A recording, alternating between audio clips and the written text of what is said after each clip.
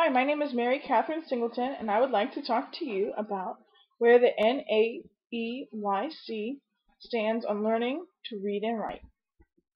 As a former VPK teacher, I know how important it was in the classroom to push for students to learn to read and write. There was pressure from the VPK program assessments, from my directors, from parents, and from students themselves. Everyone wants their students to learn to read and write before they enter kindergarten. However, no one ever asks, is this an important thing for the students? An appropriate thing for the students? I believe that there will always be children in your class that will exceed your expectations and be reading and writing before kindergarten.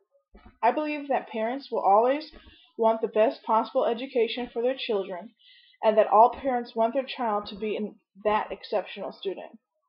But who's to say that because your child is not reading and writing before kindergarten, that they won't succeed in reading and writing?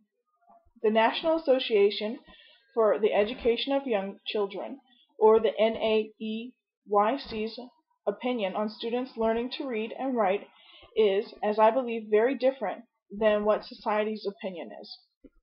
The NAEYC's actual guidelines to reading and writing for early childhood states that the NAEYC is committed not only to helping young children become literate, but also to fostering their motivation to read and write for enjoyment, information, and communication.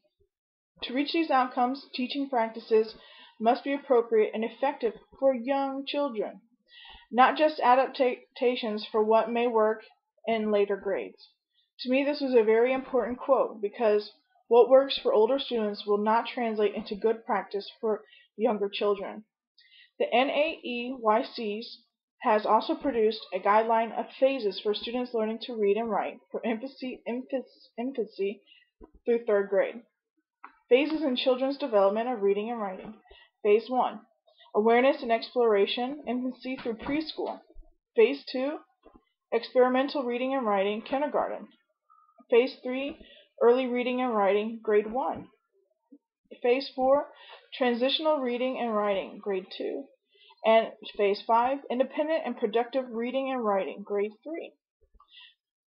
Today, by the end of kindergarten, students must write a 5-page story in order to advance to first grade. Kindergarten today is no longer a place of learning and exploration, but of a place of rigorous assessment and assignments.